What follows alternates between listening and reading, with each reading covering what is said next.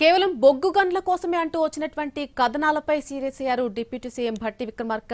ఆస్తులు సంపాదించడానికి కాదు, ఒక లక్ష్యం కోసమే తాను రాజకీయాల్లోకి వచ్చినట్టుగా ఆయన చెప్పారు. ఆయన మాట్లాడిన పూర్తి వివరాలకు సంబంధించి పూర్తి అప్డేట్ మా ప్రతినిధి చారి అందిస్తారు లైవ్ లో. చారి, ప్రజల్లో తప్పుడు ఆలోచనలు తీసుకెళ్తున్నారు, విభేదాలను సృష్టించే ప్రయత్నం చేస్తున్నారంటూ ఆయన కొన్ని వ్యాఖ్యలు చేశారు. ఆయన మాట్లాడిన పూర్తి వివరాలు ఏంటి అసలు? రేపటి క్రితము భట్టి విక్రమార్క ప్రజాభవన్లో మీడియా సమావేశాన్ని నిర్వహించారు. ఈ సమావేశంలో ప్రధానంగా 4-5 అంశాలని మెన్షన్ చేస్తూ వచ్చారు. సింగరేణికి సంబంధించి గనుల కోసమే అనేటువంటి అంశాన్ని మెన్షన్ చేసినటువంటి నేపథ్యంలో ఆయన దానిపై అధికారులతో మాట్లాడిన తర్వాత సింగరేణిలో టెండర్లకు సంబంధించినటువంటి ప్రక్రియ ఎలా ఉంటుంది, దానికి సంబంధించి నిబంధన ఎందుకు పెట్టారనేటువంటి అంశాలని కూడా ఆయన మెన్షన్ చేశారు. సాధారణంగా మైన్స్కి సంబంధించినటువంటి విషయం కావచ్చు, సింగరేణికి సంబంధించి ప్రభుత్వానికి సంబంధించినటువంటి ఆస్తులకు సంబంధించినటువంటి విషయంలో పూర్తి స్థాయిలో టెండర్ ప్రాసెస్కి సంబంధించినటువంటి నిబంధనలన్నింటికి అన్నీ కూడా ఆ సంస్థ సింగరేణి సంస్థ టెండర్లు పిలిచింది.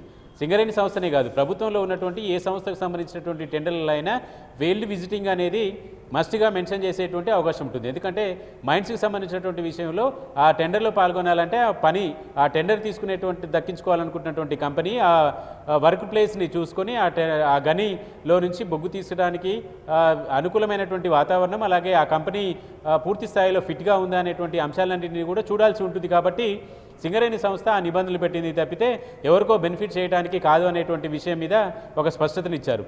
దీనికి కొనసాగింపుగా తనకు సంబంధించి తన రాజకీయ జీవితం అంతా కూడా చాలా కమిట్మెంట్గా ఈ ఆస్తుల కోసమో లేదంటే రాజకీయంగా అధికారాన్ని పెత్తనాన్ని చెలాయించడం కోసం రాలేదు. తన ఆత్మగౌరవం కోసం, తన వర్గాలని కాపాడుకునేటువంటి ప్రయత్నానికి గద్దల్లాగా పీకుతునేటువంటి ఏ వర్గం అయితే ఉందో ఆ వర్గాలన్నిటిని కూడా కాపాడటం కోసమే తన లక్ష్యం అనేటువంటి ఉద్దేశంతో రాజకీయాల్లోకి వచ్చానేటువంటి అంశాన్ని కూడా స్పష్టం చేస్తూ వచ్చారు.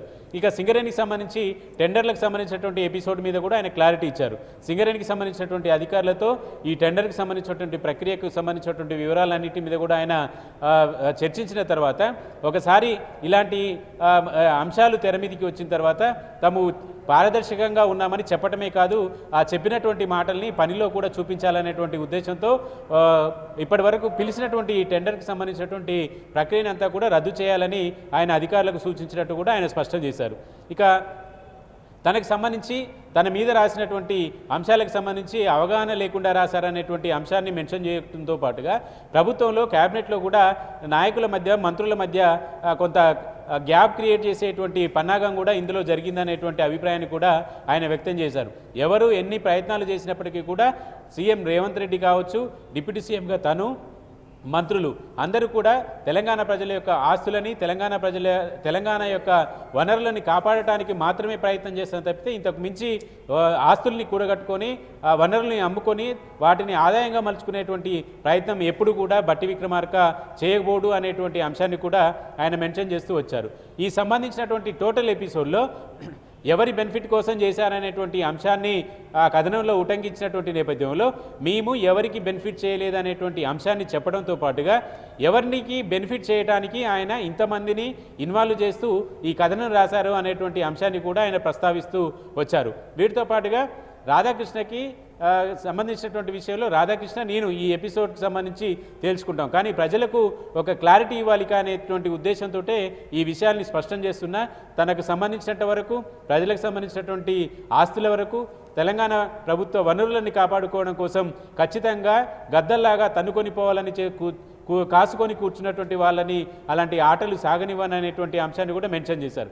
ఇక ఆఖరిగా తన మీడియా సమావేశంలో ఒక కీలకమైనటువంటి అంశాన్ని ప్రస్తావించారు. ఈ కథనం రాయించింది ఎవరు, ఈ కథనం వెనుక ఉన్నదెవరు అనేటువంటి అంశాలన్నీ కూడా ఇవాళ పార్టీకి సంబంధించి అలాగే క్యాబినెట్కి సంబంధించినటువంటి సమావేశాలు ఉన్నాయి. కాబట్టి ఈ సమావేశాల తర్వాత ఈ కథనం ఎవరు రాశారు, ఎవరు రాయించారు అనేటువంటి అంశాలన్నిటి మీద కూడా ఆయన మాట్లాడతానని మీడియా సమావేశంలోనే స్పష్టం చేశారు.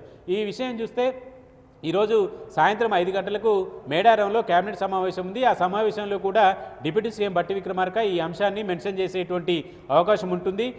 ఆయన మాట్లాడినటువంటి మాటలు కావచ్చు, ఆయన ప్రెస్ మీట్లో లేవనెత్తినటువంటి అంశాలు కావచ్చు, వీటన్నిటి మీద కేబినెట్లో కూడా చర్చించాలనేటువంటి ఆలోచనతో ఉన్నట్టు అర్థమవుతుంది. Right Chari, thank you for the live update.